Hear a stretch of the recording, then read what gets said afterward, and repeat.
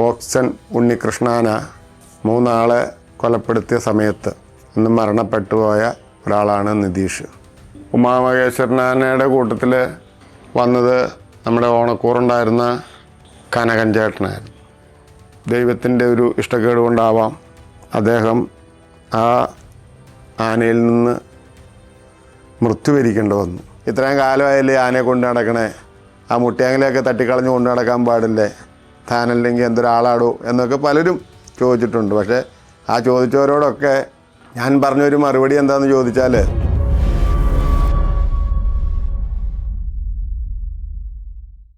വിധിയുടെ ഒരു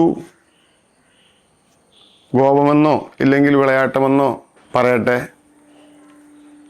ഉമാമഹേശ്വരനാനയുടെ കൂട്ടത്തിൽ അതിനെ അഴിക്കാൻ വന്നത് നമ്മുടെ ഓണക്കൂറുണ്ടായിരുന്ന കനകൻ ചേട്ടനായിരുന്നു. എന്താണെങ്കിലും ആനയെ അഴിച്ചുകൊണ്ട് വന്ന വഴിയിൽ വാളൂർ പാലത്തെങ്കിൽ വരികയും വന്ന സമയത്ത് പെട്ടെന്ന് ആനയിൽ ഭാവമാറ്റം വരികയും തനിക്ക് എന്ത് സംഭവിച്ചാലും വേറെ ആർക്കും ഒന്നും സംഭവിക്കരുത് എന്ന തൊഴിലിനോടുള്ള കൂറുകൊണ്ടും ഉത്തരവാദിത്വം കൊണ്ടും ആ ഭാവമാറ്റം വന്നിട്ടും ആ ആനയിൽ നിന്ന് മാറിപ്പോകാനോ ഇല്ലെങ്കിൽ വിട്ടുപിരിഞ്ഞ് ഒരു 10 മിനിറ്റ് നേരം നിൽക്കാനോ ഉള്ളൊരു ഇത് കനകൻ ചേട്ടന് തോന്നിയില്ല. കാരണം അത് അവനവൻ ചെയ്യുന്ന തൊഴിലിനോടുള്ളൊരു മഹത്വമാണ്. എന്താണെന്ന് ചോദിച്ചു കഴിഞ്ഞാൽ, മരണം നമ്മുടെ മുമ്പിൽ കണ്ടാലും ഭയന്ന് പോകില്ലാത്ത 2 വിഭാഗക്കാരെന്ന് പറഞ്ഞാൽ അതൊന്ന് നമ്മുടെ മാതൃരാജ്യം കാത്തു സൂക്ഷിക്കുന്ന പട്ടാളക്കാരും ആനയെ കൊണ്ട് നടക്കുന്ന ആനയുടെ പാപ്പാന്മാരുമാണ്. ആ നിമിഷമൊന്ന് അദ്ദേഹത്തിന് ഓടി മാറിപ്പോകാനാണ് തോന്നുന്നതെങ്കിൽ ഒരുപക്ഷെ അദ്ദേഹത്തിന് മരണം സംഭവിക്കില്ല. എന്താണെങ്കിലും ദൈവത്തിൻ്റെ ഒരു ഇഷ്ടക്കേട് കൊണ്ടാവാം അദ്ദേഹം ആ ആനയിൽ നിന്ന് മൃത്യു വരിക്കേണ്ടി വന്നു. അതിനുശേഷം ആന അവിടെ തളച്ചു എന്ന് പറഞ്ഞാൽ ഞാൻ പറഞ്ഞ ഈ സുരേഷ് ചേട്ടൻ ഒക്കെ ആയിട്ടാണെങ്കിലും ആനയ്ക്കൊരു അടുപ്പമുണ്ട്. സുരേഷ് ചേട്ടന് അതിനൊരു അത്യാവശ്യം സീറ്റിങ്ങാണ്, സ്നേഹച്ചട്ടവും ലോകിച്ചട്ടവും ഉണ്ട്. അപ്പോൾ സുരേഷ് ചേട്ടനും അതേപോലെ തന്നെ എൻ്റെ കൂടുതലന്ന് നിതീഷ് എന്ന് പറയുന്ന പുള്ളിയുടെ സുഹൃത്ത് ഉണ്ട്. കാരണം നിതീഷ് എന്ന് പറയുമ്പം നമ്മുടെ ഇരിങ്ങാലക്കുട അമ്പലത്തിൽ വെച്ച് പോക്സൺ ഉണ്ണികൃഷ്ണാന 3 ആളെ കൊലപ്പെടുത്തിയ സമയത്ത് ഇന്ന് മരണപ്പെട്ടുപോയ ഒരാളാണ് നിതീഷ്. അദ്ദേഹവും ഈ ആനയുടെ മേൽനോട്ടത്തിൻ്റെ ഭാഗത്തിലുണ്ടായിരുന്ന ഒരാളാണ്. അപ്പോൾ അദ്ദേഹത്തിനും ഈ ആന അത്യാവശ്യം വഴിയായിരുന്നു. അപ്പം സുരേഷ് ചേട്ടനും നിതീഷും അന്ന് കനകൻ ചേട്ടൻ്റെ കൂട്ടത്തിലുണ്ടായിരുന്ന മറ്റു പാപ്പാന്മാരും എല്ലാവരും കൂടെ ചേർന്ന് വാളൂർ പാലത്തിൻ്റെ അടുത്ത ആനയെ തളയ്ക്കുകയുണ്ടായി. അത് കഴിഞ്ഞ് ആനയുടെ കൂട്ടത്തിൽ വരുന്നത് സജി എന്ന് പറയുന്ന ഒരു പാപ്പാനാണ്. എന്താണെങ്കിലും ഒരു കുറച്ച് ദിവസങ്ങളൊക്കെ ആയെങ്കിലും ആന അവിടെ നിന്ന് അഴിച്ചുകൊണ്ട് പോകാൻ ഒരു ചെറിയ ഉൾഭയം സജിച്ചേട്ടനും അവർക്കുണ്ടായി. അപ്പോൾ ഈ സുരേഷ് ചേട്ടൻ എൻ്റെ അടുത്ത് വന്നിട്ട് പറഞ്ഞു, മനോജേ, ആന ഇങ്ങനെ വാളൂരാണ് നിൽക്കുന്നത്, അപ്പോൾ എങ്ങനെയെങ്കിലും ആനയൊന്ന് അഴിച്ച്, സജിയുണ്ട്, സജിയുടെ കൂട്ടത്തിൽ നിന്നുണ്ട്, ആനയൊന്ന് ശംക്രമത്ത് പറമ്പിൽ കൊണ്ട് ഒന്ന് കെട്ടണമല്ലോ, അപ്പം മനോജനൊന്ന് വരാമോ എന്ന് ചോദിച്ചു.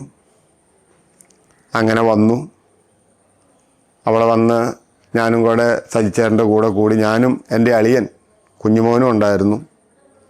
ഞങ്ങൾ 2 പേരും കൂടെ കൂടി ആനയെ അവിടെ നിന്ന് ശശിയേട്ടൻ്റെ വീട്ടിൽ, ശംക്രമത്ത് വീട്ടിൽ കൊണ്ട് കെട്ടിക്കൊടുത്ത് പോകാനുള്ള ഒരു സാഹചര്യം ഉണ്ടായി. അതിനുശേഷം ഞാൻ കൊണ്ടു നടന്നുകൊണ്ടിരുന്ന ശിവനാരായണനാനയുടെ അടുത്ത് പോയി. ശിവനാരായണനാനയുടെ അടുത്ത് നിന്ന് തിരിച്ച് വീണ്ടും നമ്മുടെ ചന്ദ്രാനയുടെ കൂടെ തന്നെ പണിയെടുത്തു. അങ്ങനെ 2011 ചന്ദ്രുവാനെ അവർ വേറൊരാൾക്ക് വേണ്ടി നോക്കാൻ ഏൽപ്പിച്ചു. നമ്മുടെ മാരാരിക്കുളത്തുള്ള അജി എന്ന് പറയുന്ന ഒരാളെ ഏൽപ്പിച്ചു. അവിടെ ഏൽപ്പിച്ചു കഴിഞ്ഞപ്പോൾ അവിടെ നിന്ന് ഞാൻ വീണ്ടും മാറിപ്പോന്നു. അവിടെ മോഹനൻ എന്ന് പറയുന്ന ഒരു ചേട്ടനായിരുന്നു എൻ്റെ പാപ്പാൻ. അപ്പം മോഹനൻ ചേട്ടൻ ആനയെ അങ്ങ് കൊണ്ടുപോകുന്നതിന് ഒരാഴ്ച മുമ്പ് ഞങ്ങളുടെ അടുത്ത് വരികയും ഞങ്ങളുടെ കൂടെ നിൽക്കുകയും ചെയ്തു.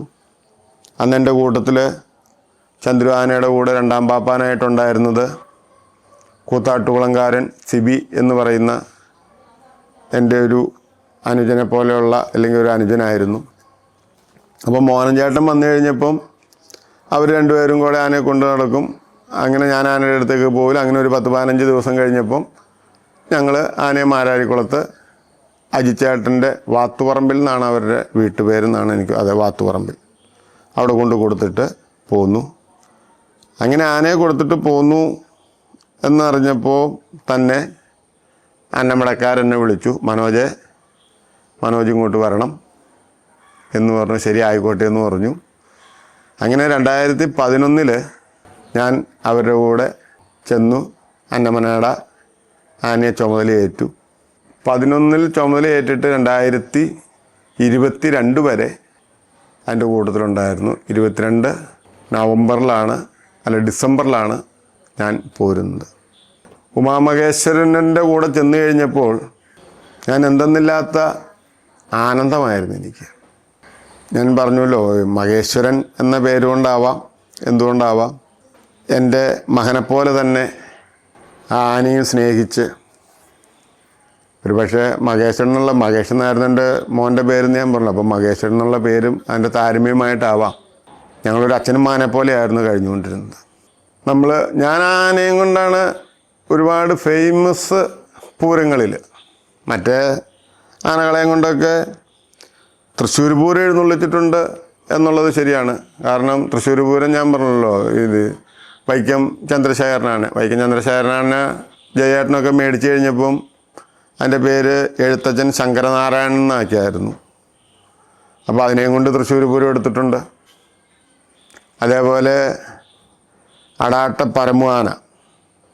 പരമാനയും കൊണ്ട് ഞാൻ തൃശ്ശൂർ പൂരം എടുത്തിട്ടുണ്ട്. അതേപോലെ കൊട്ടാരപ്പള്ളി കുട്ടിശങ്കരനാന, അതിനെയും കൊണ്ട് ഞാൻ തൃശ്ശൂർ പൂരം എടുത്തിട്ടുണ്ട്. പക്ഷേ ഞങ്ങളുടെയൊക്കെ ഭാഗത്ത് ഏറ്റവും കൂടുതൽ പണിയാണ് കൂടുതൽ. അപ്പോൾ ഞങ്ങൾക്കൊക്കെ തടിപ്പണിയോടാണ് താല്പര്യവും കൂടുതൽ. പിന്നെ ഞങ്ങളുടെ നാട്ടിലുള്ള എറണാകുളം ജില്ലയിലോ ഒക്കെയുള്ള പൂരങ്ങളുമാണ് ഞങ്ങൾ കൂടുതൽ എഴുന്നള്ളിച്ചുകൊണ്ടിരുന്നത്. പക്ഷെ വടക്കൻ നാട്ടിലേക്കുള്ള വലിയ വലിയ പൂരങ്ങളിലേക്ക് ഉള്ള അവസരങ്ങളും കാര്യങ്ങളും, വലിയ വലിയ പൂരങ്ങളെന്ന് പറഞ്ഞാൽ കൂടുതൽ, ഇപ്പം പൈസൂട്ടിച്ചായൻ്റെയിൽ ചന്ദ്രശേഖരനാന എന്നപ്പം പാലക്കാട് സൈഡിലുള്ള ഒരുപാട് പൂരങ്ങൾ എഴുന്നള്ളിച്ചിട്ടുണ്ട്.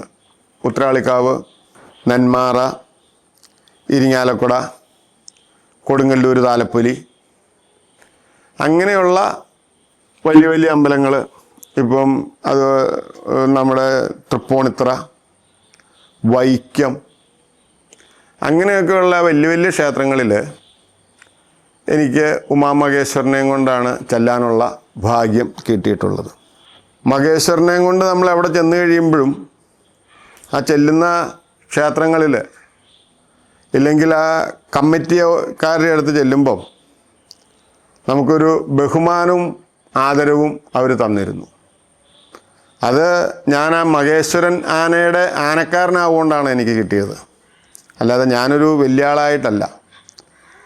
അപ്പം ഞാനും ആനയും കൂടെ, മഹേശ്വരനാനയും ഞാനും കൂടെ ചെന്നിട്ടുള്ളിടത്തെല്ലാം ഉമാമഹേശ്വരൻ എന്നെ രാജാവായിട്ട് വാഴിച്ചിട്ടുണ്ട്. ഉമാമഹേശ്വരൻ എന്നെ രാജാവായിട്ട് വാഴിച്ചു കൊണ്ടു നടന്ന സമയത്ത്, ഇല്ലെങ്കിൽ ആ സമയങ്ങളിൽ ഞാൻ ഉമാമഹേശ്വരനെ രാജാതിരാജനായിട്ടോ കൊണ്ടു നടന്നുകൊണ്ടിരുന്നത്. കാരണം അതിൻ്റെ ഒരു കാര്യത്തിനും ഞാൻ ഒരു കുറവും വരുത്തിയിട്ടില്ല. ഒരു പൂരപ്പറമ്പിൽ ചെന്നാലും അതിൻ്റെ ഒരു കാര്യത്തിനും ഒരു ബുദ്ധിമുട്ടും വരുത്തിയിട്ടില്ല. അതിനെന്ത് വേണമെന്ന് തോന്നുന്നോ, ഇല്ലെങ്കിൽ അതിൻ്റെ എന്ത് കാര്യങ്ങൾ അത് കണ്ടറിഞ്ഞ് ചെയ്യുവാൻ എന്നെക്കൊണ്ട് സാധിക്കുമായിരുന്നു. അത് ഞാനും ആനയും കൂടെയുള്ള ഇത്രയും നാളത്തെ ഒരു ആത്മബന്ധമായിരുന്നു. അതേപോലെ എൻ്റെ ഒരേ ചലനങ്ങളും എൻ്റെ ആനയ്ക്കും അറിയാമായിരുന്നു. ചിലപ്പോൾ ഒരു ചെറിയ ഭയപ്പാട് പോലെ ഉമാമഹേശ്വരന് തോന്നും. അങ്ങനെ തോന്നിയിട്ടുണ്ടെങ്കിൽ നമ്മളപ്പോൾ തന്നെ ഭയം മാറുന്നതിന് വേണ്ടിയുള്ള എന്താണെന്ന് വെച്ചാൽ ചെയ്യും. അതെന്താണെന്ന് വെച്ച് കഴിഞ്ഞാൽ ചിലപ്പം നമ്മൾ ഭയപ്പെട്ട് കഴിഞ്ഞാൽ എന്തെങ്കിലും ഇതാകുമോ, ഇല്ലെങ്കിൽ ആനൊരു ശകലം ദേഷ്യം കാണിക്കാൻ സാധ്യതയുണ്ടോ ഭയപ്പാട് കൊണ്ട് എന്ന് തോന്നിയാൽ അപ്പം തന്നെ ഞാൻ ആനയെ ബന്ദോസ് ചെയ്ത് നടക്ക് ഇടകൂട്ടി അമരത്ത് മുട്ടിയങ്ങൽ വെച്ച്. മുട്ടിയങ്ങൽ എപ്പോഴും ഉണ്ടായിരുന്നു. ഉമാമഹേശ്വരനെ സംബന്ധിച്ച് ഞാൻ അഴിച്ചുകൊണ്ട് നടന്ന കാലങ്ങളിലെല്ലാം അതിന് മുട്ടിയങ്ങല വെച്ചാണ് കൊണ്ടു നടന്നിട്ടുള്ളൂ. അതെനിക്കൊരു ആക്ഷേപക്കുറവായിട്ട് തോന്നിയിട്ടില്ല. കാരണം ആനയ്ക്ക് നേരത്തെ മുതൽ ചെറിയ തോതിൽ കൈവിടുന്ന ഒരു സ്വഭാവം ഉണ്ടായിരുന്നു. പെട്ടെന്നൊരു പേടിയോ ഇല്ലെങ്കിൽ ഒരു സൗണ്ടൊക്കെ കേട്ട് കഴിഞ്ഞാൽ കൈവിട്ടു പോകുമായിരുന്നു. അപ്പോൾ അങ്ങനെയുള്ള ഒരു ശീലമുള്ളതിൻ്റെ പേരിൽ ഞാൻ അഴിച്ചുകൊണ്ട് നടന്ന ഈ പറയുന്ന 12 വർഷക്കാലവും ഞാൻ ഉമാമഹേശ്വരനെ മുട്ടിയങ്ങല വെച്ചാണ് കൊണ്ടു നടന്നിട്ടുള്ളൂ. പലരും എന്നോട് ചോദിച്ചിട്ടുണ്ട്, ചിലർ പാപ്പാനെ ഇല്ലെങ്കിൽ മനോജേട്ടാന്ന് ചോദിച്ചിട്ടുണ്ട്, ചിലർ ഇയാളെന്ന് പറഞ്ഞ് സംബോധന ചെയ്തിട്ടുണ്ട്. ഇത്രയും കാലമായില്ലേ ആനയെ കൊണ്ട് നടക്കണേ, ആ മുട്ടിയങ്ങലയൊക്കെ തട്ടിക്കളഞ്ഞ് കൊണ്ട് നടക്കാൻ പാടില്ലേ, താനല്ലെങ്കിൽ എന്തൊരാളാടോ എന്നൊക്കെ പലരും ചോദിച്ചിട്ടുണ്ട്. പക്ഷേ ആ ചോദിച്ചവരോടൊക്കെ ഞാൻ പറഞ്ഞൊരു മറുപടി എന്താണെന്ന് ചോദിച്ചാൽ, നമ്മൾ മീറ്ററിന് 1,00,000 രൂപ വിലയുള്ള തുണിക്ക് ഷർട്ട് തയ്ച്ചാലും ആ ഷർട്ട് നമ്മൾ ധരിച്ചു കഴിയുമ്പം ആ ഷർട്ടിൻ്റെ ബട്ടൺസ് ഇട്ടാലാണ് ആ ഷർട്ട് ഒരു പൂർണ്ണതയിലെത്തുള്ളൂ എന്ന് പറഞ്ഞ കണക്ക് മുതലാളിമാർ നമുക്ക് മേടിച്ച് തന്നിട്ടുള്ള ആനയുടെ വസ്ത്രമാണ് ചെങ്ങലകൾ. ആ വസ്ത്രങ്ങൾ നമ്മൾ ആനയെ ധരിപ്പിക്കുന്നതിനും ആ വസ്ത്രം ധരിപ്പിച്ചിട്ട് ആ വസ്ത്രത്തിൻ്റെ ബട്ടൺസ് ഇടുന്നതിനും കുഴപ്പമില്ല, അതെപ്പോഴും നല്ലതാണ്, അതൊരു ഭംഗിയാണെന്നേ ഞാൻ എല്ലാവരോടും പറഞ്ഞേക്കുന്നത്. അപ്പം അങ്ങനെ എന്നെയും എനിക്കും അറിയാവുന്ന എൻ്റെ മഹേശ്വരനെ കൊണ്ടുള്ള 12 വർഷക്കാലത്തെ ഇതിൽ ഏകദേശം 10 വർഷക്കാലം 11 വർഷം കൊടുങ്ങല്ലൂർ താലപ്പൊലി എഴുന്നള്ളിക്കാനുള്ള ഭാഗ്യം ലഭിച്ചു.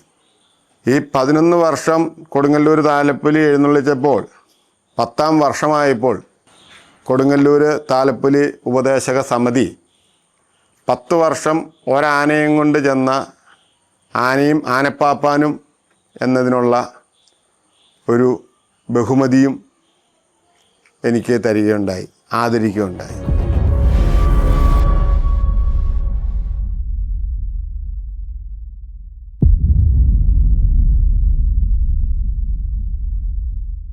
ഔഷധി പൊതുമേഖലയിലെ രാജ്യത്തെ ഏറ്റവും വലിയ ആയുർവേദ മരുന്ന് നിർമ്മാണ സ്ഥാപനം.